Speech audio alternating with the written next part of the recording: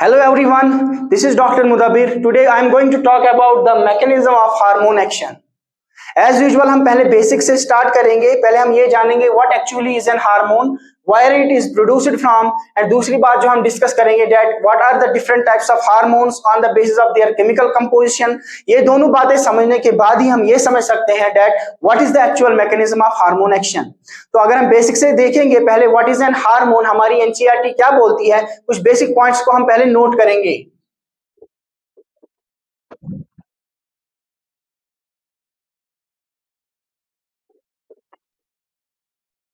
तो यहाँ पे हमने कुछ बेसिक बातें नोट की अबाउट द हार्मोन्स. पहला पॉइंट जो हमने बोला that these hormones are non nutrient chemicals. Non nutrient chemical वो केमिकल होता है जिसका कोई भी न्यूट्रिशनल वैल्यू या कैलोरिक वैल्यू नहीं है. सो हमारे जो हार्मोन्स हैं उनका कोई भी न्यूट्रिशनल वैल्यू या कोई कैलोरिक वैल्यू नहीं है. फिर ये क्या काम करते हैं? These act as intercellular messengers. ये सेल टू सेल मैसेज पहुंचाने का काम करते हैं. इसीलिए हम इनको ये भी बोल सकते हैं that these are primary messengers. इनको हम प्राइमरी मैसेंजर्स के नाम से भी जानते हैं. What actually is an primary messenger, ये हम वहां पे समझेंगे जब हम actual mechanism of hormone action discuss करेंगे. दूसरा पॉइंट हमने ये लिखा that these are produced in trace amounts. ये नैनोग्राम्स में प्रोड्यूस होते हैं, बहुत ही कम क्वांटिटी में प्रोड्यूस होते हैं, but their action is very much specific. तीसरा पॉइंट हमें इंपॉर्टेंट पॉइंट ये ध्यान में रखना है that these are produced by our endocrine glands. अगर मैं अपने ग्लैंड्स की बात करूंगा, we have three types of glands in our body. One is the exocrine gland, second is the endocrine gland, and third is the heterocrine gland, जिसको हम composite या mixed gland के नाम से भी जानते हैं. अगर मैं एक्सोक्राइन ग्लैंड की बात करूंगा, वो ग्लैंड्स जो अपनी सेक्रेशंस को लोकली पोर करते हैं with the help of their ducts, ऐसे ग्लैंड्स को हम एक्सोक्राइन बोलते हैं. अगर मैं एंडोक्राइन की बात करूंगा, एंडोक्राइन ग्लैंड्स वो ग्लैंड्स होते हैं जो अपनी सेक्रेशंस को कहां पे रिलीज करते हैं? Into the blood. ऐसे ही हमारे पास कुछ एंडोक्राइन ग्लैंड्स है that is like we have hypothalamus. ये एक एंडोक्राइन ग्लैंड है. ऐसे ही हमारे पास we have the pituitary gland. ये भी एक एग्जांपल है हमारे एंडोक्राइन ग्लैंड की. We have our thyroid gland, ये भी और एक एग्जांपल है. एंड अगर मैं बात करूंगा और एक ग्लैंड की, we have adrenal gland. Adrenal gland ये सारे हमारे प्योरली एंडोक्राइन ग्लैंड्स हैं. ऐसे ही वी हैव मिक्स्ड ग्लैंड्स या हेटेरोक्राइन ग्लैंड्स, या जिनको हम कंपोजिट ग्लैंड्स बोलते हैं, like we have pancreas and we have the gonads. Gonads क्या होते हैं? Like in case of males we have testis and in case of females we have ovaries. हमारे पास ओवरीज होती हैं in the females and testis in the mails.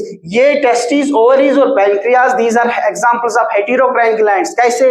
हमारे pancreas कुछ hormones release करते हैं, like we have insulin and glucagon. साथ में ये कुछ डाइजेस्टिव एंजाइम्स भी रिलीज करता है, इसीलिए इसको मिक्स्ड ग्लैंड बोलते हैं. और हमारे टेस्टिस गमेट्स प्रोड्यूस करते हैं, स्पर्म्स. साथ में ये कुछ हार्मोन्स रिलीज करता है. और ऐसे ही हमारे ओवरीज जो है ये गमेट्स प्रोड्यूस करते हैं, ओवा, एंड साथ में कुछ हार्मोन्स प्रोड्यूस करते हैं like estrogen and progesterone. So इसीलिए इनको हम बोलते हैं दीज आर हेटेरोक्राइन और मिक्स्ड ग्लैंड्स, जो both endocrine and exocrine functions करते हैं. So this is the basics of the hormones. और हार्मोन्स कहां पे रिलीज होते हैं? These are released into the blood after being present in the blood. These reach their target site. जहां पे भी इनकी टारगेट सेल होगी, जहां पे भी इनका स्पेसिफिक रिसेप्टर होगा, वहां पे जाके ये बाइंड करके अपना रेस्पॉन्स देंगे.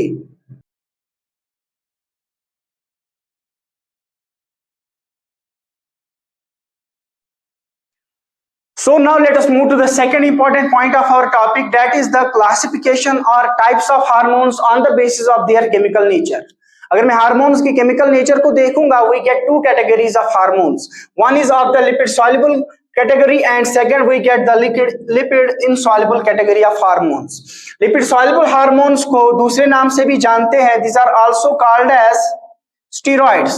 इनको हम स्टीरॉइड्स भी बोलते हैं. क्यों स्टीरॉइड्स बोलते हैं? Because they are derived from, ये कहां से बनते हैं? They are derived from cholesterol. और कोलेस्ट्रॉल की अगर मैं बात करूं, जिसको हम डिटेल में पढ़ते हैं इन द बायोमॉलिक्यूल्स चैप्टर, और यहाँ पे अगर मैं आसानी करने के लिए इसका स्ट्रक्चर बनाऊंगा, इसको मैं समझने के लिए ये बोलता हूं that we have two storey house. हमारे पास 2 मंजिला घर है जिसमें 4 कमरे हैं. जो ऊपर के 2 कमरे हैं उसमें जो हमारा एक कमरा है वो थोड़ा छोटा है और जिसके ऊपर एंटीना लगा हुआ है. This is the structure of our cholesterol. We have 4 cyclic rings, और इसी को मॉडिफाई जब हम करते हैं that results in the formation of our steroid hormones. और स्टेरॉइड हार्मोन्स की अगर मैं एग्जांपल लूंगा, for example we have our adrenal gland hormones. Adrenal gland में भी कहां से वी हैव एड्रिनल कॉर्टेक्स, और एड्रिनल कॉर्टेक्स से we know we have cortisol. ये जो हमारा कॉर्टिसोल है, this is the example of our lipid soluble hormone. I say we have aldosterone, ये भी हमारे एड्रिनल कॉर्टेक्स से आता है। साथ में वी हैव आवर एंड्रोजन, जो हमारे एड्रिनल कॉर्टेक्स से आता है। These are the examples of lipid soluble या स्टेरॉइड हार्मोन्स। और अगर मैं साथ ही में बात करूंगा about the testis, from testis we have testosterone, this is the another example of the lipid soluble hormones. और एक एग्जांपल की बात मैं करूंगा, from our ovaries we get estrogen and progesterone. These are the examples of lipid soluble hormones or steroid hormones because they are modified cholesterol. और एक category इसमें आती है जिसको हम आयोडोथायरोनाइंस के नाम से जानते हैं, आयोडोथायरोनाइंस। These are released from our thyroid gland और जिनको हम T3 और T4 के नाम से भी पुकारते हैं, थायरोक्सिन एंड T3। ये कैसे बनते हैं? These are formed by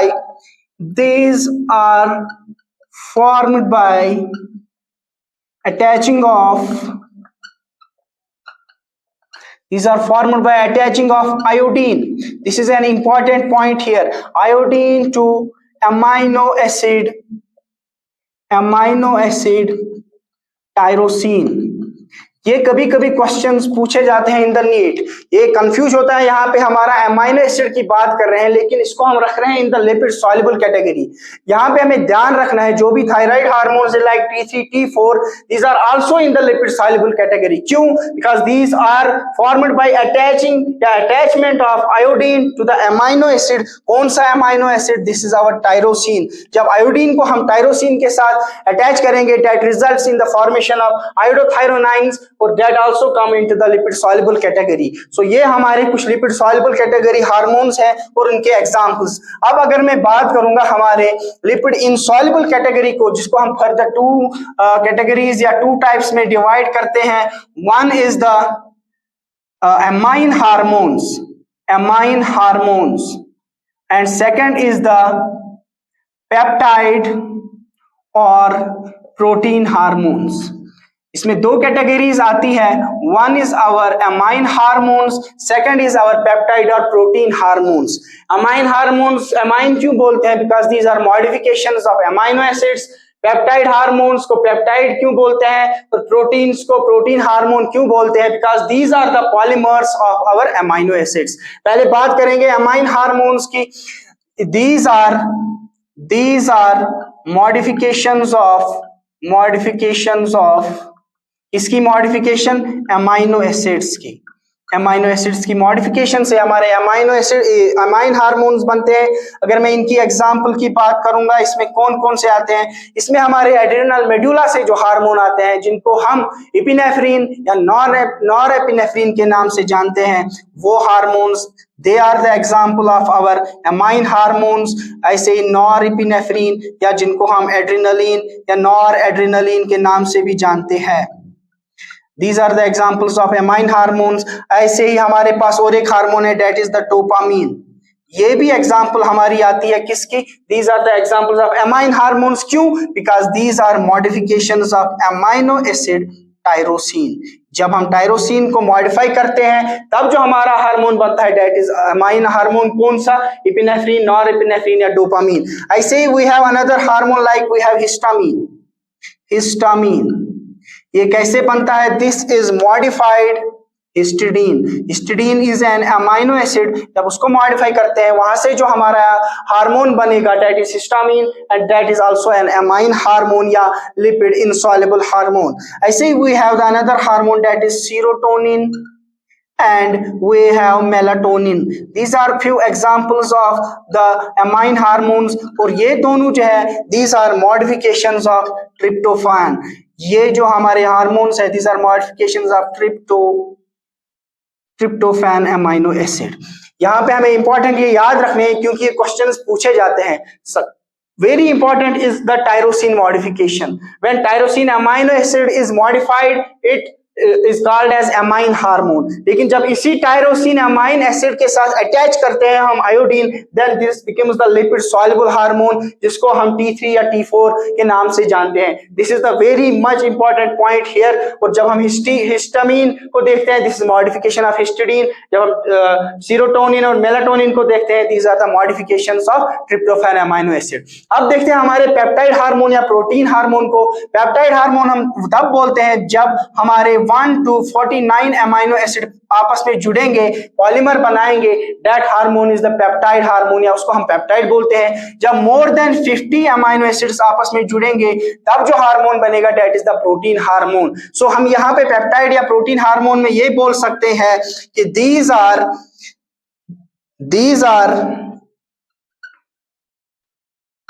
the polymers of, किसके पॉलीमर्स हैं? Polymers of amino acids. ये अमाइनो एसिड के पॉलीमर्स है। और इनकी अगर हम एग्जाम्पल की बात करेंगे, इसमें कौन कौन सी कैटेगरी आते हैं?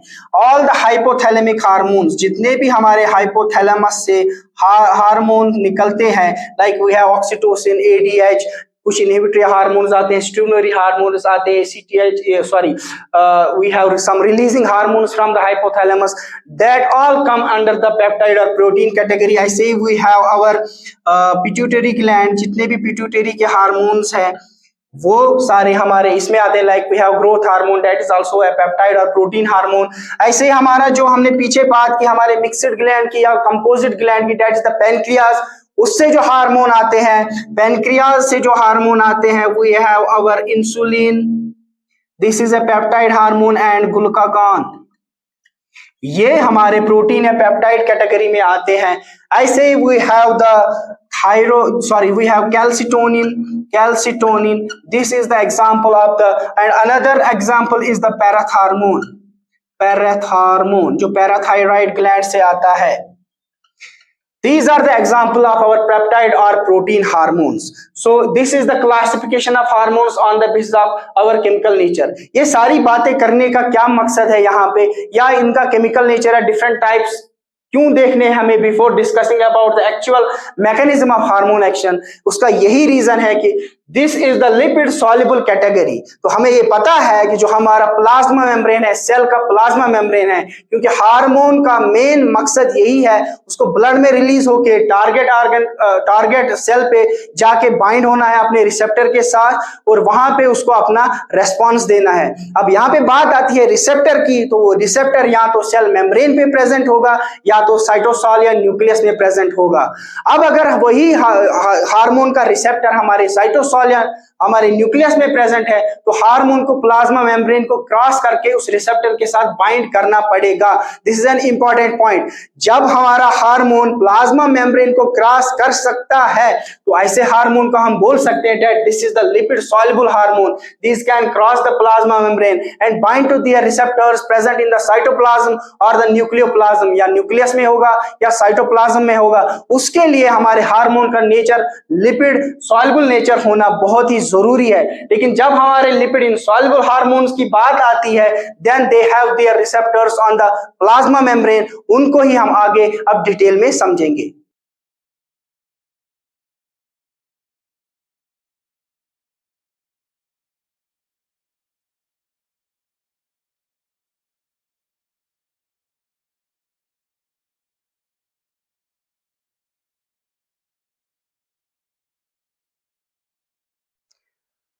तो हम बात कर रहे थे अबाउट द रिसेप्टर्स। अगर मैं बात करूंगा लिपिड सॉल्युबल हार्मोन्स की, that can cross the plasma membrane easily. क्यों? Because our plasma membrane is made up of the phospholipid bilayer. जब वो इसको क्रॉस करेंगे, then they can bind to its receptor. वो रिसेप्टर या तो साइटोप्लाज्म में प्रेजेंट होगा या न्यूक्लियस में प्रेजेंट होगा। लेकिन जब मैं बात करता हूं about the lipid insoluble hormones, proteinaceous या पेप्टाइड हार्मोन्स की, वो तो इस प्लाज्मा मेम्ब्रेन को क्रॉस नहीं कर सकते हैं, इसलिए उसका रिसेप्टर कहां पे प्रेजेंट होगा? On the plasma membrane. यही दो बातें अब हमें डिटेल में डिस्कस करनी है to understand the actual mechanism of hormone action.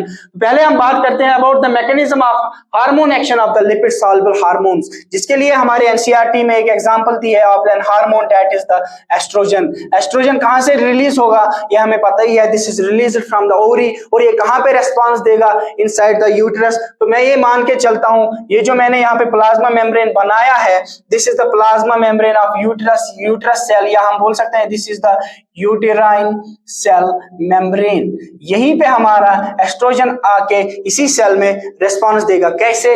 We know that this is lipid soluble. जब ये लिपिड सॉल्युबल है तो इसका मतलब ये है this can cross the plasma membrane easily. और हमें ये याद रखना होगा कि जो हमारा एस्ट्रोजन हार्मोन है इसका जो रिसेप्टर है that is predominantly present inside the nucleus. ये रास्ते में किसी से बात नहीं करेगा। हम ये भी बोल सकते हैं इसकी पहुंच जो है डायरेक्टली न्यूक्लियस तक है। कैसे? क्योंकि रास्ते में किसी प्रोटीन के साथ कोई भी इंटरेक्शन नहीं करता है, डायरेक्ट आके अपने रिसेप्टर के साथ बात करेगा। और हमें ये बात याद रखनी है जो इसका रिसेप्टर होता है, in absence of the hormone that receptor is always bound to the inhibitor. ये किसके साथ बाइंड रहता है? इनहिबिटर के साथ बाइंड रहता है। लेकिन जब अब हमारा यही हार्मोन एंटर कर गया है और ये क्या करेगा, ये इस रिसेप्टर के साथ बाइंड करके इसमें थोड़ी सी कन्फर्मेशनल चेंज हो जाएगी या स्ट्रक्चरल चेंज हो जाएगी। जब इसमें थोड़ा कन्फर्मेशनल चेंज हो जाएगी, ये इस इनहिबिटर को बोलेगा अब तुम हट जाओ, इसको बोलेगा तुम हट जाओ, तुम्हारी कोई जरूरत नहीं है, हमारा हार्मोन आ गया है। ये हार्मोन के साथ बाइंड होके डीएनए के साथ बाइंड करेगा या जीनोम के साथ अपने रेस्पॉन्सिव एलिमेंट के साथ बाइंड करके अपना रेस्पॉन्स देगा। इसमें थोड़ा कन्फर्मेशनल चेंज हो गई जिसकी वजह से इसने इनकमिंग हार्मोन को अच्छे से अकोमोडेट किया और जाके अपने डीएनए या जीनोम के साथ बाइंड किया। जब ये इस डीएनए के साथ या अपने रेस्पॉन्स एलिमेंट के साथ बाइंड करेगा, we know that there will be start of the formation of mRNA. यहाँ पे एमआरएनए बनेगा। एमआरएनए बनने की प्रोसेस को हम जानते हैं, this is called as transcription. उसको हम ट्रांसक्रिप्शन के नाम से जानते हैं। और यही mRNA will be translocated outside the cell for the translation. जहां पे ये हमारा जो एमआरएनए है किसके साथ बाइंड करेगा, this will be bound to the ribosomes. और जब ये राइबोसोम्स के साथ बाइंड करेगा, this will lead to the formation of the protein. फिर ये क्या बनाएगा? प्रोटीन बनाएगा।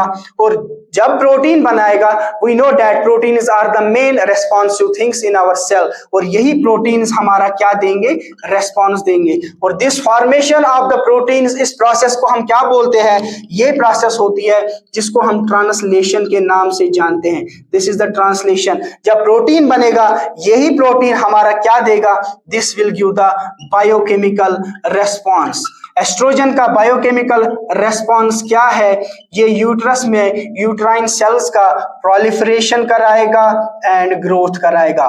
Proliferation and growth of uterus या uterine cells. This is how our lipid soluble hormone works. क्या बात हमने यहाँ पे की? जब लिपिड सॉल्युबल हार्मोन होगा that can cross the plasma membrane easily, bind to the receptor, and this binding of hormone to the receptor is called as formation of hormone receptor. This is important point here, complex. उससे पहले जो receptor था ये किसके साथ bind था? ये inhibitor के साथ बाइंड था। लेकिन जब हार्मोन आ जाता है इसमें थोड़ा कन्फर्मेशनल चेंज आ जाएगी। This will accommodate the incoming hormone, bind to the responsive element at the DNA और genome, leads to the transcription, जिसकी वजह से हमारा एमआरएनए बनेगा। MRNA translocates into the cytoplasm या ईआर पे जाके हमारे राइबोसोम्स के साथ अटैच होकर ट्रांसलेशन कराएगा। What is translation? This is the formation of proteins. जब प्रोटीन्स बनेगा, obviously this gives the physiological या बायोकेमिकल रेस्पॉन्स, जिसको हम बोलते हैं या हम बोलेंगे फिजियोलॉजिकल रेस्पॉन्स देगा, that will lead to the proliferation and growth of the uterine wall और uterine cells. This is how our lipid soluble hormones work. और यहाँ पे और एक एग्जांपल मैं बोलना चाहता हूँ हार्मोन्स में, that whenever we talk about the thyroid hormone, अगर मैं थायराइड हार्मोन की बात करूंगा, thyroid hormone, for example, this is the thyroid hormone T3 and T4. हमने बोला ये भी कौन सी कैटेगरी में आते हैं? These also come under the lipid soluble category, so they can cross the plasma membrane easily. ये क्या करेंगे? प्लाज्मा मेम्ब्रेन को इजीली क्रॉस करेंगे। T3 भी करेगा, T4 भी करेगा। We know that T3 is more potent than T4 और this T4 is converted into the T3। पहले क्या होगा, ये T4 हमारा T3 में कन्वर्ट होगा, देन T3 आके न्यूक्लियस में बाइंड करके this will give the response. ये थोड़ा एक्स्ट्रा पॉइंट कभी कभी पूछा जा सकता है क्वेश्चंस में, ये हमें याद रखना है। जब हम आयोडोथायरोनाइन्स या थायराइड हार्मोन की बात करेंगे, वो भी हमारे लिपिड सॉल्युबल कैटेगरी में आते हैं। We know that T3 is more potent than T4 but T4 is more abundant in the plasma. T4 ज्यादा होता है प्लाज्मा में as compare to the T3, लेकिन T3 ज्यादा एक्शन करता है किसके मुकाबले में, as compare to the T4। जब भी T4 या T3 किसी टारगेट सेल पे आएगा, they can cross the plasma membrane. Once they cross the plasma membrane, this T4 is first converted into the T3, then T3 shows its response by binding its receptor, जिसका receptor भी nucleus में होता है। ये थोड़ा एक extra point था यहाँ पे। इसके बाद हम डिटेल में डिस्कस करेंगे about the mechanism of working of the lipid insoluble hormones.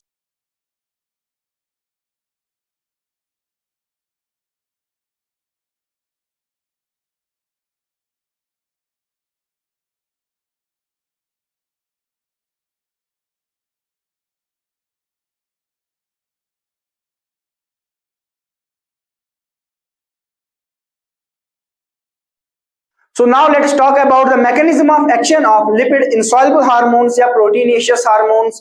इनमें हमारे NCERT में एक एग्जांपल दी है, that is of FSH।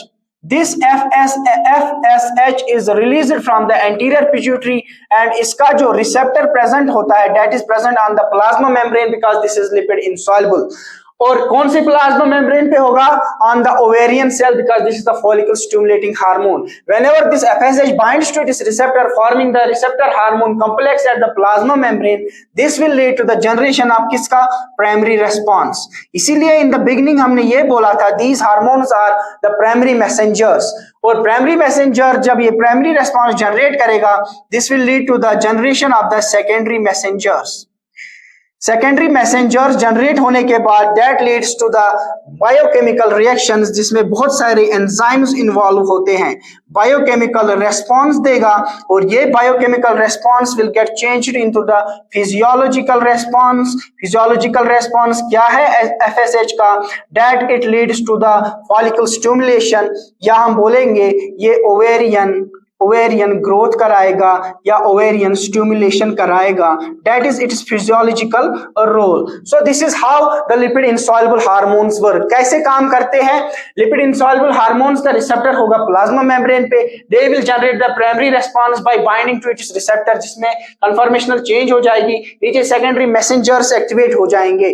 Secondary messengers की अगर हम एग्जांपल लेंगे जो एग्जाम में पूछे जाते हैं, we have our cyclic AMP, adenosine monophosphate, guanosine monophosphate, cyclic guanosine monophosphate. We have our IP3, that is inositol 3-phosphate. We have the diacyl glycerol, that is the DAG. Also some calcium ions काम करते हैं as the secondary messenger. So these are the important examples to remember. किसकी examples है ये examples है हमारे secondary messengers की। ये किसमें जनरेट हो रहे हैं, whenever we see the working action of या hormonal action of the lipid insoluble hormones. यहाँ पे हमने क्या देखा, we saw that there is the cascade of reactions. कैसे कैस्केड ऑफ रिएक्शंस होगा, उसके लिए मैं और एक हार्मोन की अगर बात करूंगा, that two is the lipid insoluble hormone. ये एग्जांपल हमारे एनसीईआरटी में दी है, ये वाली हमारी एनसीईआरटी में नहीं दी है, बट कभी कभी एग्जाम में ऐसे क्वेश्चंस पूछे जाते हैं related to this mechanism of action. जैसे पीछे लिपिड सॉल्युबल वाले में हमने थायराइड की एग्जांपल ली, यहाँ पे हम एग्जांपल ले रहे हैं। For example this is the hormone जिसका नाम है इपिनेफ्रिन। इपिनेफ्रिन का रोल हमारे ग्लूकोज मेटाबॉलिज्म में भी है, because this is also responsible for किसके लिए, फॉर द ग्लाइकोजिनोलाइसिस या फॉर्मेशन ऑफ द ग्लूकोज। कैसे करेगा, when this epinephrine binds to the cell membrane receptor, ये रिसेप्टर हार्मोन कॉम्प्लेक्स बनाएगा, जिसकी वजह से इसमें थोड़ा कन्फर्मेशनल चेंज हो जाएगी। कन्फर्मेशनल चेंज होने की वजह से यहाँ पे ये इंफॉर्मेशन भेजेगा एक प्रोटीन को जो मेम्ब्रेन बाउंड प्रोटीन है। This protein is called as G protein. This is the G protein, GTP से बाइंड रहता है, और this G protein will activate another membrane bound secondary messenger, जिसको हम एडेनाइलिल साइक्लेस के नाम से जानते हैं। This will activate the adenylyl cyclase. For example this is our adenylyl cyclase.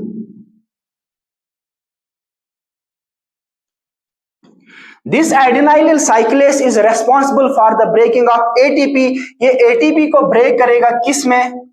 This will break the ATP into the cyclic AMP plus 2 inorganic phosphates. This cyclic AMP will generate the cascade of the reactions and will activate, किसको activate करेगा? This will activate protein kinase A. Protein kinase A, ये हम पढ़ते हैं in the glucose metabolism, botany में ज्यादा पढ़ाया जाता है. This protein kinase A will generate again the cascade of reaction for the breakage of what? For the breakage of glycogen into the glucose, for the breakage of glycogen into the glucose. तो यहाँ पे भी हमने देखा पहले receptor hormone complex बन रहा है एट द मेम्ब्रेन, देन और एक प्रोटीन एक्टिवेट होगा, उसके बाद वो और एक को एक्टिवेट करेगा, then there will be the ATP involvement और हमारा सेकेंडरी मैसेंजर यहाँ पे साइक्लिक एएमपी जनरेट होगा जो प्रोटीन काइनेस ए जो एंजाइम है उसको एक्टिवेट करेगा. वो प्रोटीन काइनेस ए के कैस्केड ऑफ रिएक्शंस करके ग्लाइकोजन का ब्रेक डाउन कराएगा इनटू द ग्लूकोज. सो अगर मैं यहाँ पे कुछ नटशेल में कुछ पॉइंट्स बताऊंगा about both lipid soluble and insoluble hormones, कौन कौन से पॉइंट्स है वो देखते हैं. यहां पे अगर दोनों के मैकेनिज्म ऑफ एक्शन में डिफरेंस की बात करेंगे, जो हमारा लिपिड सॉल्युबल है इसका जो रिसेप्टर है, पहले बात करेंगे रिसेप्टर्स की. रिसेप्टर कहां पे है? It is present inside cytoplasm और कहां पे होगा? न्यूक्लियस में. इसका जो रिसेप्टर प्रेजेंट है, रिसेप्टर लिपिड इनसॉल्युबल हार्मोन का, ये होता है प्रेजेंट ऑन प्लाज्मा मेम्ब्रेन. कौन से प्लाज्मा मेम्ब्रेन में? टारगेट सेल के प्लाज्मा मेम्ब्रेन में. ये कौन से साइटोप्लाज्म या न्यूक्लियस में हम बात कर रहे हैं? About the target cell. जो भी हार्मोन का टारगेट सेल होगा उसके साइटोप्लाज्म या न्यूक्लियस में इसका रिसेप्टर होगा. अबाउट द, जब हम बात कर रहे हैं लिपिड सॉल्युबल हार्मोन की, लेकिन जब हम लिपिड इनसॉल्युबल की बात करेंगे इसका receptor is present on the plasma membrane of target cell. Target cell की प्लाज्मा मेम्ब्रेन पे इसका रिसेप्टर होगा. ये जो इसका रेस्पॉन्स है हमारा in case of lipid soluble hormones, इसका जो रेस्पॉन्स है that is slow and long lasting response होता है. लेकिन जो हमारे लिपिड इनसॉल्युबल हार्मोन्स का रेस्पॉन्स रहता है that is fast and short lived as compare to the lipid soluble hormones. इसमें अगर मैं लिपिड सॉल्युबल हार्मोन्स की बात करता हूं, there is no involvement of secondary messengers. इसमें हमने सेकेंडरी मैसेंजर की बात ही नहीं की. इसमें हमने ये बात की सिर्फ जो लिपिड सॉल्युबल हार्मोन होगा वो रास्ते में किसी के साथ बात नहीं करेगा, वो डायरेक्टली अपने जीनोम या अपने रिसेप्टर के साथ बात करता है. इसकी पहुंच डायरेक्टली किसके साथ होती है? डीएनए के साथ होगी या रिसेप्टर के साथ. लेकिन जो हमारा लिपिड इनसॉल्युबल हार्मोन होगा this is involved in the generation of cascade of reactions. तो यहाँ पे हम अगर पहले बात करेंगे रेस्पॉन्स की बात करने के बाद, देयर इज जनरेशन ऑफ किसकी जनरेशन? सेकेंडरी मैसेंजर्स, जिनकी एग्जांपल हमने बोली अभी. कौन कौन सी एग्जांपल हमने बोली? फिर से बोलते हैं एक बार. We have cyclic AMP, like here we have cyclic GMP, we have IP3, we have diacyl glycerol and some calcium ions also act as the secondary messengers. ये लिस्ट हमें याद होनी चाहिए, ये एग्जाम में पूछा जाता है. साथ में क्या पूछा जाता है? साथ में पूछा जाता है कि रिसेप्टर हार्मोन कॉम्प्लेक्स जो बन रहा है, यहां पे हम लिख सकते हैं हार्मोन रिसेप्टर कॉम्प्लेक्स. कहां पे बना ये? This is in the nucleus. और यहां पे जो हार्मोन रिसेप्टर कॉम्प्लेक्स है वो कहां पे बना? ये हमारे टारगेट सेल के प्लाज्मा मेम्ब्रेन पे बना. ये भी इंपॉर्टेंट पॉइंट यहां पे याद रखना है. और एक इंपॉर्टेंट पॉइंट यहां पे ये है कि there is no cascade reaction या रेस्पॉन्स. इसमें एक के बाद कोई दूसरा प्रोटीन इन्वॉल्व नहीं है. तो this involves the cascade of reactions या हम बोल सकते हैं response. This is all about the mechanism of action of hormones. अब अगर हम इन सारी बातों को समराइज करेंगे, हमने आज क्या क्या समझा।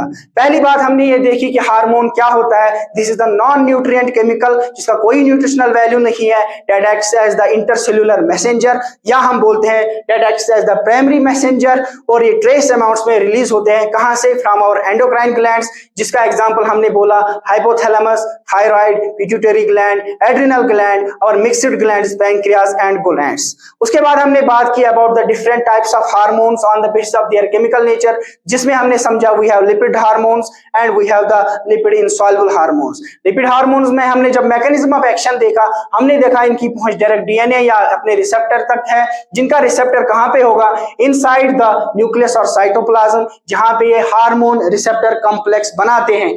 यहां पे जो हार्मोन रिसेप्टर कॉम्प्लेक्स बनता है, that is formed in the plasma membrane because they are lipid insoluble, they cannot cross the plasma membrane। और यहां पे हमने जब लिपिड सॉल्युबल हार्मोन का एक्शन देखा, this is slow and long lasting, this action is fast and short lived। Important point यहां पे ये है, in case of the lipid insoluble hormones there is generation of the secondary messengers, but in case of this lipid insoluble hormones there is no generation of the secondary messengers। इसमें different cyclic इसमें different secondary messengers involved होते हैं, like we have to remember these examples: cyclic AMP, GMP, IP3, DAG and calcium ions। और इसमें हमने देखा there is no involvement of any other protein, there is no cascade of reactions। और lipid insoluble में हम जब देखते हैं there is involvement of the cascade reactions। lipid soluble hormones की example हमारे NCERT में दी है about the estrogen, जिसका receptor predominantly is present inside the nucleus। और साथ में हमने उसमें देखा we have thyroid hormones T3 and T4, जिनको हम iodothyronines के नाम से जानते हैं। वहां पे ये इंपॉर्टेंट पॉइंट हमें ये याद रखना है that they are formed by attachment of iodine to the tyrosine amino acid। लेकिन जब हम amine hormones की बात करेंगे, they are the modifications of the tyrosine, like this epinephrine, we have norepinephrine, we have dopamine, या histidine की जब आप बात करेंगे that leads to the formation of histamine। या अगर हम tryptophan की बात करेंगे या tryptophan की बात करेंगे, we have our serotonin and melatonin hormones। रही बात इसकी, जो हमने लास्ट में एक और एग्जांपल यहाँ पे देखी, कैसे ग्लाइकोजन का ग्लूकोज में ब्रेक डाउन हो जाता है। For that we have our epinephrine hormone, जिसका भी हार्मोन रिसेप्टर कॉम्प्लेक्स मेम्ब्रेन में बनेगा, जो जी प्रोटीन को एक्टिवेट करके, जी प्रोटीन किसको एक्टिवेट करेगा? एडिनाइलिल साइक्लेज। एडिनाइलिल साइक्लेज is responsible for the conversion of ATP into the cyclic AMP and inorganic phosphates। This cyclic AMP activates protein kinase A, that protein kinase A generates cascade of reactions for the breakdown of glycogen into the glucose। This is how our hormones work in our body। I hope you understand all the points। Thank you very much।